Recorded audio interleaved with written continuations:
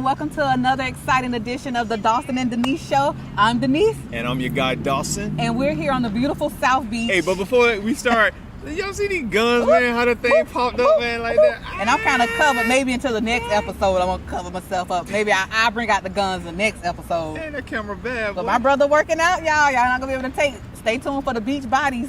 Yeah, we're going to do some wholeness stuff coming up for summertime and spring break. And we have some interview with this guy who has a vegetarian restaurant down here. So Jim Flow. Yeah, Jim Flow, totally. But since we're on South Beach, we're used to this. And we don't understand why America isn't, no, seriously, we don't understand why America isn't on board. We're talking about homophobia in America, in sports, why people have so much to say instead of just letting people live.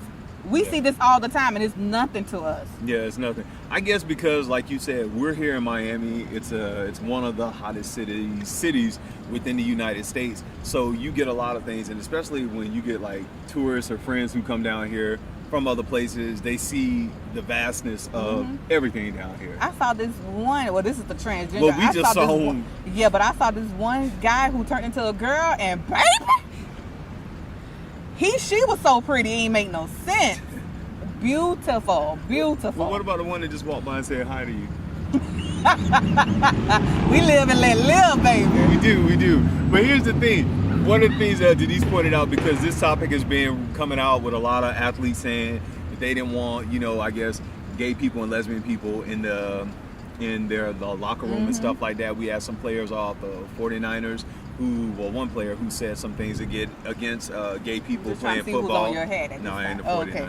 And we had some basketball players who, have come out in support saying they really wouldn't care. But it seems to be an issue in America at this point, especially with the Boy Scouts saying they were going to lift their ban to allow, scout captains or whatever to be gay. Because just because you're quote unquote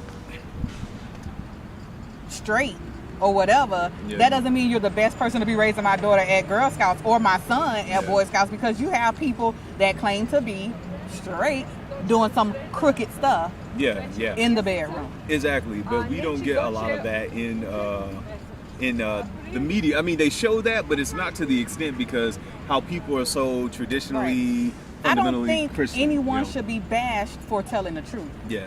Mm-hmm.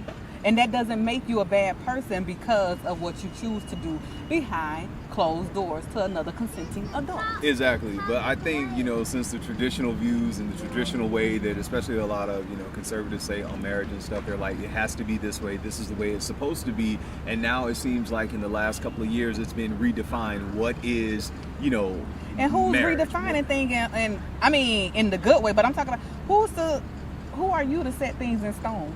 That's why on our show we started out with Live, Let Live, because I don't feel that I have a right to tell any law-abiding citizen who's contributing to these United States. I don't even feel I want to be married anymore. So if those that want to, please let them.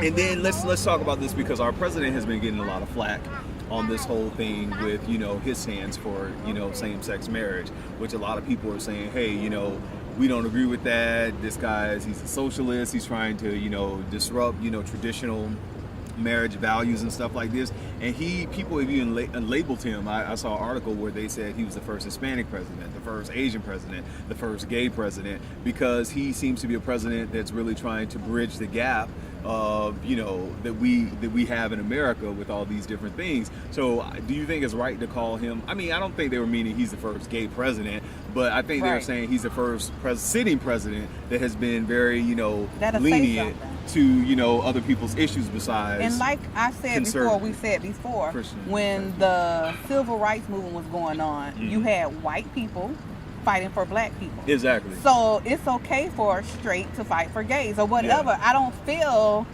that just because you speak up for somebody, you are that or whatever. And usually I think it's quite the opposite, because there's been studies that show that people who are really radically homophobic and radically, they go out of their way to say, hey, you punk, those people end up suppressing some stuff, or they end up, having some things, Just like when I was in kindergarten, this boy pulled my hair and cut the little ponytail I did have. Yeah. He was doing that because he really liked me. And he didn't know how to. That's the same guy who wrote you saying? No, that's a different guy. Oh, that's a lot of people like me. Hell.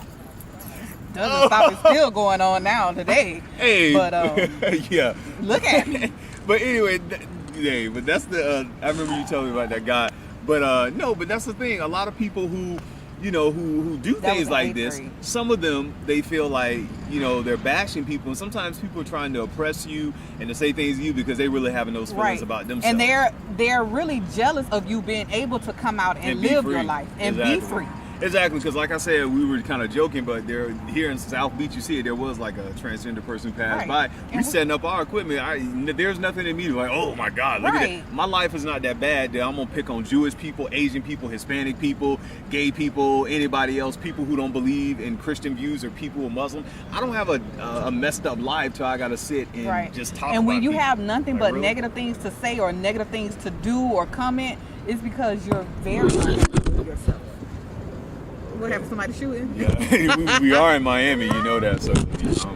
No, I think the movie's about to start. Oh, the movie's about to start. Yeah, that's the sound check. Okay, they have some movies here. But then that's my whole thing with this whole homophobia is like, because, you know, they have groups on, you know, traditional family values and stuff to try to go against that. And I think they even have this group with some soccer moms out in the Midwest. I think it's No Mo Homo or Homo No Mo.